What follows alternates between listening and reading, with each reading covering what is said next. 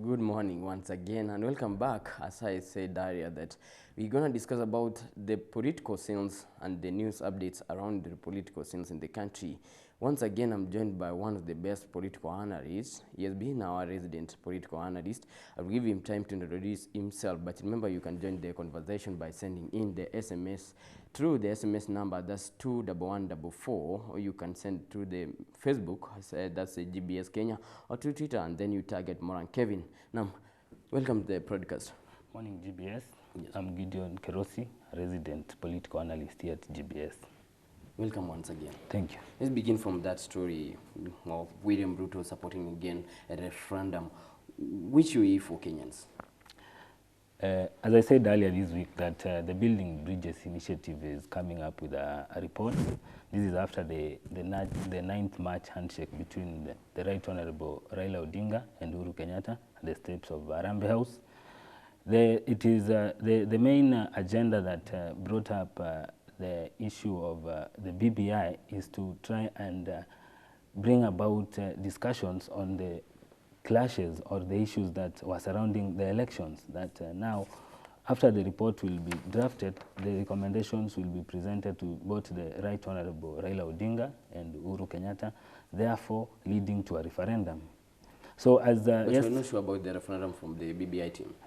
That is after the referendum question will be drafted after the recommendations. Yes, but we are not sure about it. Yeah, we are not sure. But we are waiting for their speculations about it. There are speculations, and that is a debate that has been ongoing. That immediately after the handshake, there were speculations that we are headed for a referendum. Do you think that the country is ready for a referendum at the moment? Currently, there are issues. I can say we have issues within our constitution. Meaning that the country is not ready for the country is not ready for a referendum. It is only a matter of we are in a hurry to try and amend our constitution. Yet it is 9 years that since we promulgated our constitution. But some are saying that we can amend it to punguza the mzigo, the way, just that we can cut the weight bill of the country. Yeah, those are recommendations from our learned friend Okuro Okot of Third Way Alliance.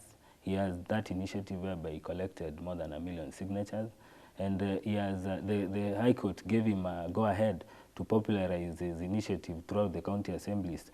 So if a person looks closely at his recommendations, then he will be able to see where the areas in which he is suggesting to punguza mzigo for the Kenyan. So meaning that the country can go punguza mzigo way or the BBI? Or the BBI way, depending on the political class. Remember that for a referendum to proceed to the next level, it must be receive the political support. You saw the other day Raila Odinga saying punguza gunia. So already you can tell that he has not accepted that we have the punguza mzigo. He is forging for the BBI report to come out first, then we will see where we are headed. Yes, let's talk about the deputy president. That reiteration yesterday saying that he supports the referendum, but with conditions. Do you think that the deputy president and the president are reading from the same script? What I can say, the deputy president, and I've always said that the deputy president is a very seasoned politician. Whenever he opens his mouth towards a given agenda, then he doesn't miss his words. Yesterday in Eldoret, we had him and his brigade led by the likes of Didmas Barasa and Mushira.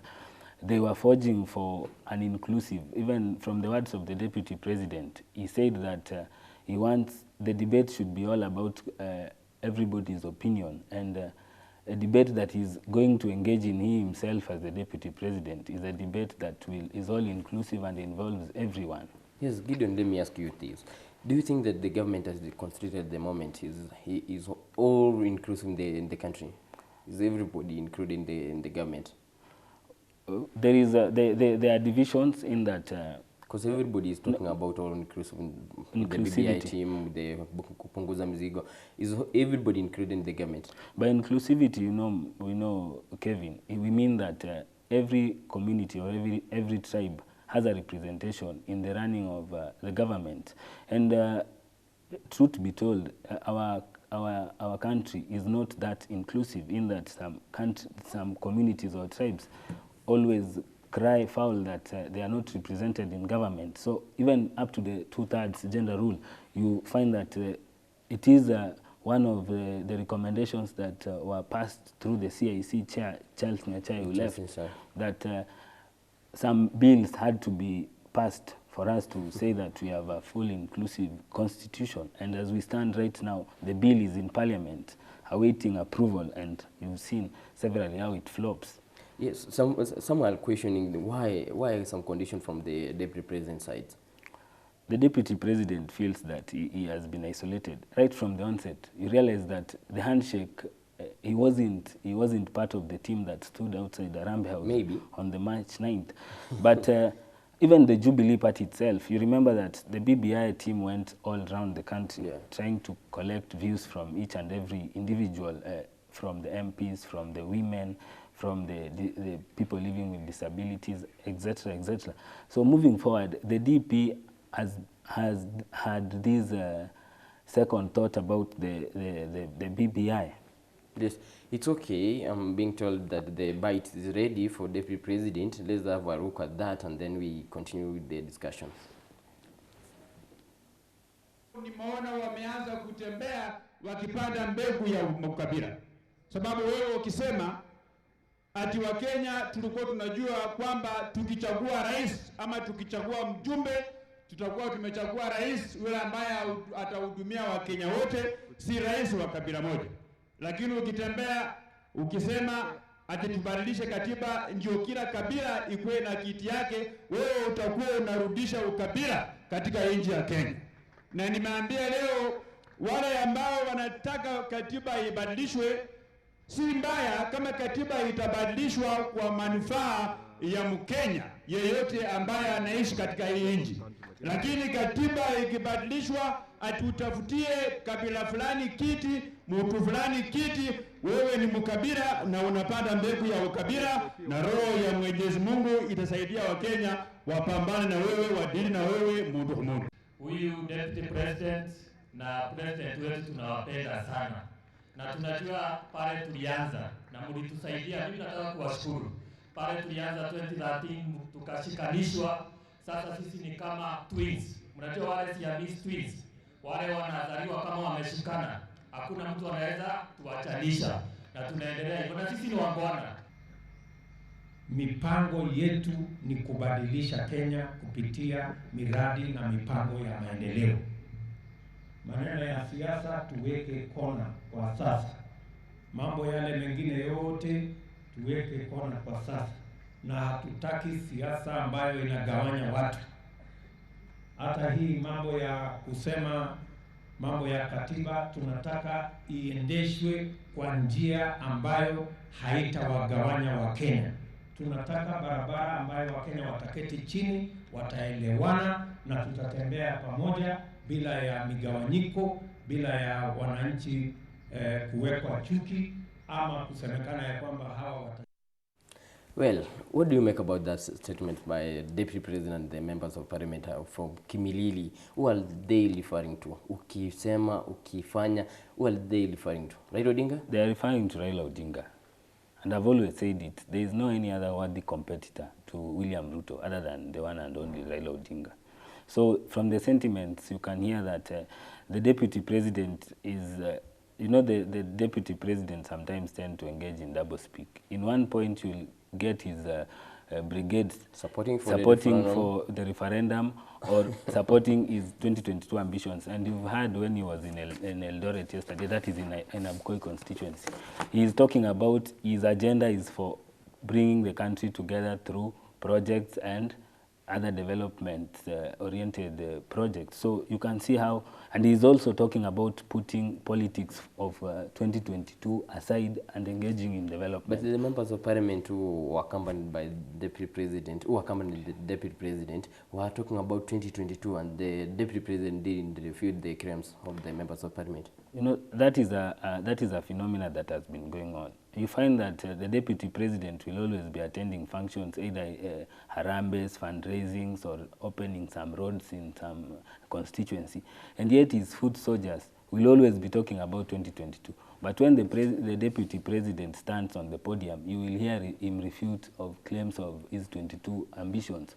But to the side of Didmas Barasa, when you find such an itinerary of MPs accompanying the deputy president, whatever they talk is whatever the deputy president has in mind, because you'll find them flying in the same choppers from one end to another.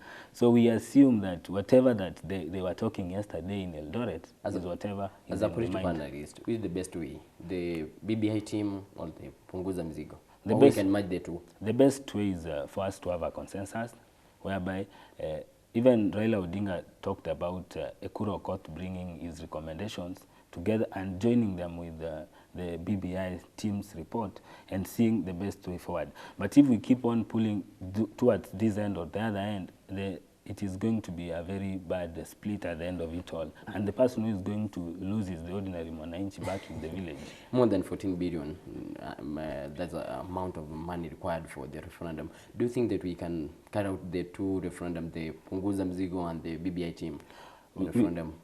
Definitely, we are only going to have one referendum because I told you, for a referendum to take place, it must have the political goodwill from the political leaders who are at the top. So I think we are only going to have a referendum, and it is other thinkers suggest that we should have a referendum. There's a clause in the Punguza Mzigo initiative of reducing the number of women representatives and the nominated senators. Do you think is the best way? But as a country, we are not yet at the two-third gender rule. Then we want to scrap the women the post. Do you think it's the best? I don't think it is the best, because you know that as a young democracy, there is this, we are a male-dominated society in that women were, we can count the number of governors, for instance, we have now two after the death of the female governors. Laboso. We have Charity Ngilu and we have Anne Waiguru. So it goes along to say that we have not really attained that two-thirds gender rule. So it is good for women to be nominated, for them to be nominated, because we are a male-dominated society currently, and we are a growing democracy. Do you think through the referendum, the supremacy between the Senate and the National Assembly for the upper house, we can solve this through the referendum? Yeah, we should. In fact, this was among the initial arrangement before the promulgation of the new constitution, because a report was drafted, that is the Bomas draft, whereby it was suggested that the Senate should be the upper house. But you realize the people who tailor-made the recommendations later slashed the powers of the Senate and gave more powers to the National Assembly. That is why that is why even you are seeing the stalemate right now we are having in the division of revenue bill. National government and the county government. No, that is the Senate and the National Assembly. They are not able to agree on the funds that are supposed to be sent to the counties. So we should have a Senate being the upper house, but an argument from other analysts say that it is because the Senate has been stuffed of funds. Once they are given the funds, then they will change. So it is time will tell. Yes, let me ask you this. Do you think that the president will support the deputy president come 2022? All I know is that the deputy president and Uhuru Kenyatta have a long history of friendship. That is from 2002 when they were in Kanu, whereby William Ruto was his campaign manager. The only point when they fell out was in 2007, but the rest of the days they've been together. What I can tell is that as other MPs are saying, is that the president has not come out clearly to abandon William Ruto. Maybe time will tell, but as we stand, the president is in full support of his deputy. What if Raila Odinga works with the deputy president? Or they say politics. They say politics has no enemies, has no permanent enemies. Anything can happen. Remember that Raila Odinga worked with William Ruto 2007 during the 2007, and William Ruto was one of his adherent supporters. So in politics, anything can happen. Let's move on and let's talk about Kibra by-elections. There's a lot of hype from the media, a lot of the subscriptions. What's going on now? Why Kibra? A lot of attention from both sides, Jubilee and the ODM side. Kibra is like Gatundu South, for example, or is like Turbo, where the deputy president comes. And for Kibra, But we had Embakasi some few weeks, and then Jubilee compromised for the sake of the handshake, and then they didn't feel the end candidate at Embakasi. Why Kibra? remember this, and I've said that Kibra is the constituency of one and only Raila Amolo Odinga. So a lot of interest has been drawn to that constituency. Because remember, during the run-up to the 2013 election, Raila Odinga's daughter, that is Winnie Odinga, wanted to vie for an MP seat, but due to her bad health, she was down in South Africa. 2017. She stepped down for Ken Okoth, gave way for Ken Okoth to be re-elected as an MP in Kibra. So now that Ken Okoth died, the contest is back, and for Baba, I said for Baba, Kibra is his pet. It is a place where he has represented for a very long time. You think it's a battle between Raila Odinga and William Ruto? It is not. That is a narrative that is being driven. For the seat was ODM's seat. So where does William Ruto come in? Those are people who would want it to look like it is a battle. Since we are headed to 2022, and I saw people are saying that if Raila's ODM, the seat is ODM to lose. We have former Raila Odinga's campaign manager, that is Elu Dowalo. Yeah. I'm told that by around 10 at Lavington, that is the Amani National Congress headquarters, they are going to unveil him as their candidate. That is not confirmed yet, but as the day goes, we will know. So we expect that the ODM candidate and the ANC candidate, and if a Wiper is going to produce a candidate, then it is going to be a hotly contested seat. Yes, let's talk about celebrities. Why we have Chris Darling coming out? Yesterday we had Dennis Orich. It's coming the political arena. We had McDonald Mariga coming out. Why a lot of celebrities coming up? All I can say is that for elective, and we were having this debate, that for you to become a leader, it is long overdue that it doesn't matter whatever profession that you are in. You've seen the likes of Kina Mohammed Ali move from their positions as journalists. We've seen the likes of Kina Jagwa move and join politics. But we've seen the likes of Kina Sosion engage in politics from teaching. Now, is it a good move for Chris Darling and Mariga?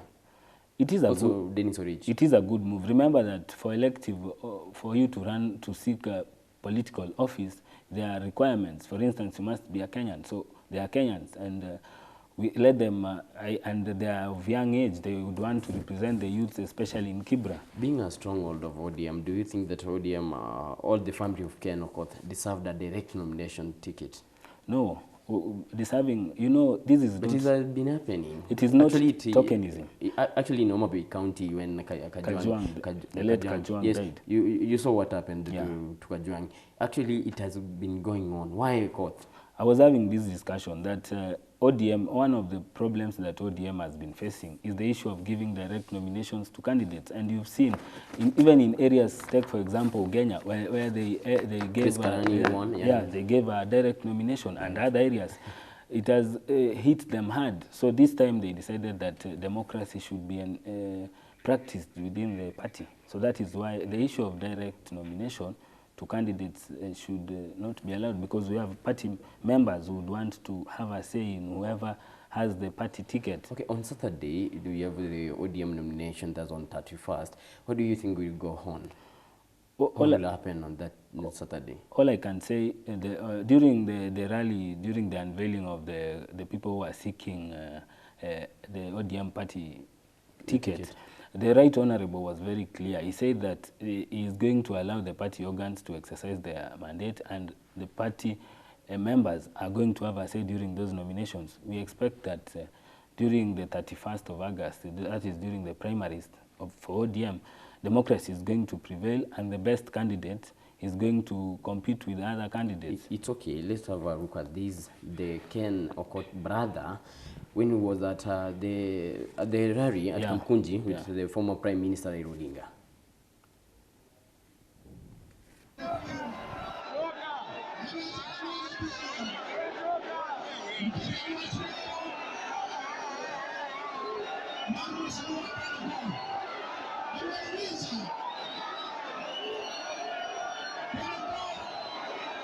Yes.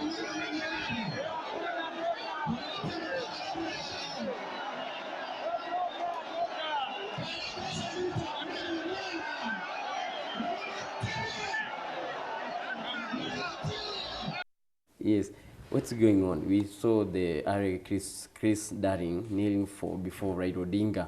Now you can see the support the Ken Okoth brother has for Kibra. What will go on Saturday once again? Let me ask you that. All I can say is that you can see what the crowd in Kibra during that hearing there.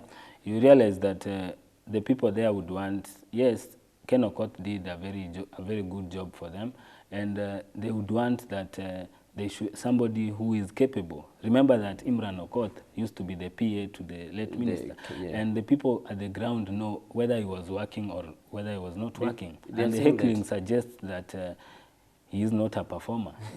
They are saying that turudishe mkono kwa Ken Okoth. Do you think he will win the ODM ticket?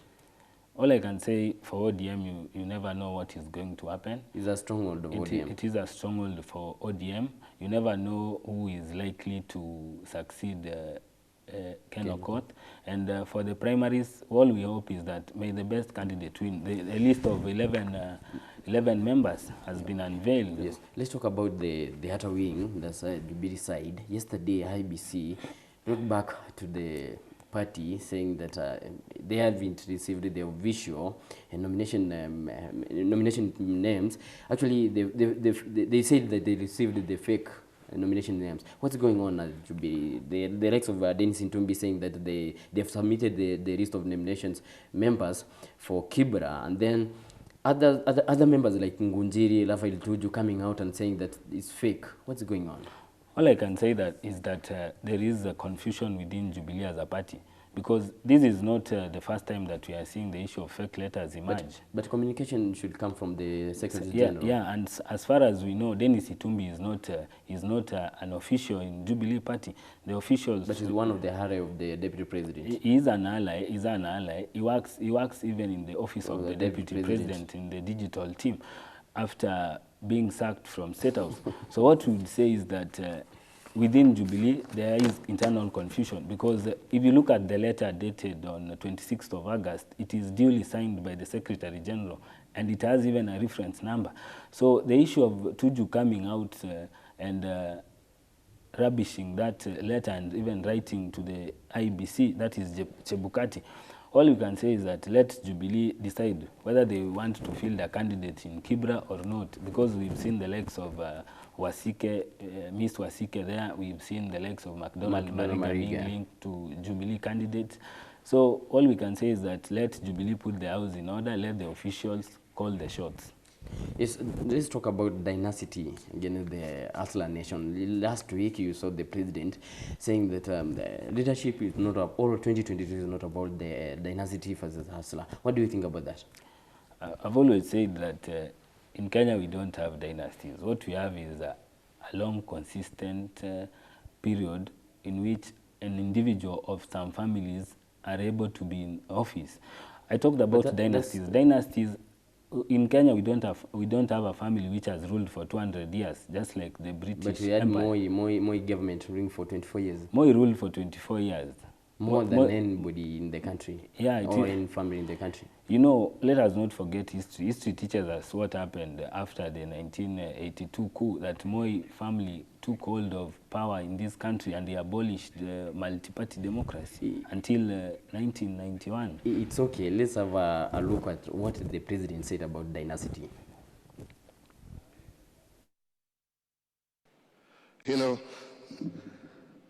sijui sasa kama nitaambiwa naongea siasa, lakini I'm not, I promise. I have no such intention. But, you know, when you hear people out there, you know, they talk, oh, huyu mtu fulani, dynasty hii, sijui dynasty hii. It's not about that. Leadership is not about where you were born. It's not about where you came from. It's not about the color of your skin. It is not about your tribe. It is just about a desire to serve, a desire to do good, a desire to make a difference in the lives of people. And what can you say about that, the president's statement? All I can say is that the president is well aware of the debate that has been going on about hustler and dynasties, and it is time, you know, the president is a student of politics, and that is his major in university. So for him, he is in his rightful senses when he is replying to that. It's okay. Let's have a look at the two big guys who will maybe will battle out in 2022. The rider side, who they are saying dynasty, and then from the hustler side, that's it, with the deputy president. Let's have a look at Raila Odinga and then the deputy president back to back. Jomo Kenyatta, the son of a pauper, he struggled, was detained by colonialists for all those years. You cannot say this is a Kenyatta dynasty, that because of that Uhuru is a part of a dynasty. Odinga, son of Raila, was just another pauper. You could say he was a hustler. You cannot say therefore that Raila is a product of a dynasty. Raila is just Raila the way he is. Uhuru is Uhuru because of himself. Nobody has elected Uhuru because he's son of Kenyatta. Nobody votes for Raila Odinga because he's son of Oginga Odinga. Because of Raila. This is what it is. And then in 1980, when I was preparing to do Standard 7 exams, CPE, that was called then. I remember very well when I went to do the exams, I was barefoot because, of course, that was the nature of the village life. We didn't have shoes. My father bought me my first shoe in 1981 from a Mr. Onyango on the street for 60 shillings because he could not afford the butter shoes. Why am I saying this? Today, as you can see, the gentleman who did not have shoes is sitting at the high table.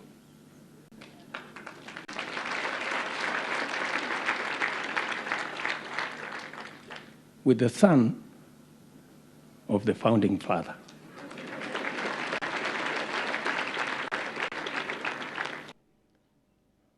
This nation does not belong to the elite alone.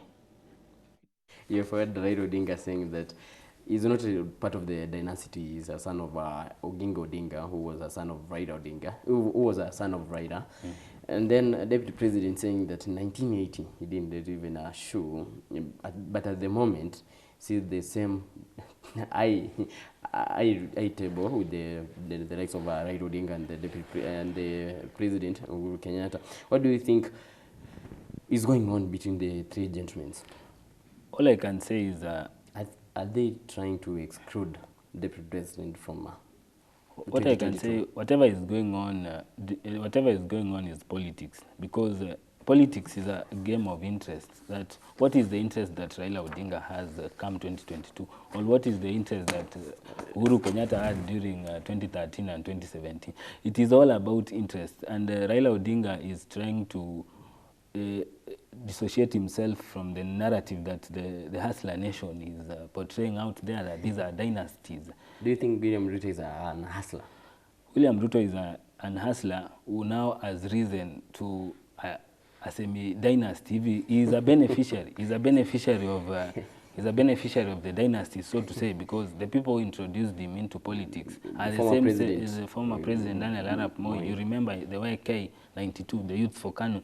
So even the deputy president even refers to the likes of Cyrus Jirongo, who are the chairman of the YK. They were in the same league. They were in the same league.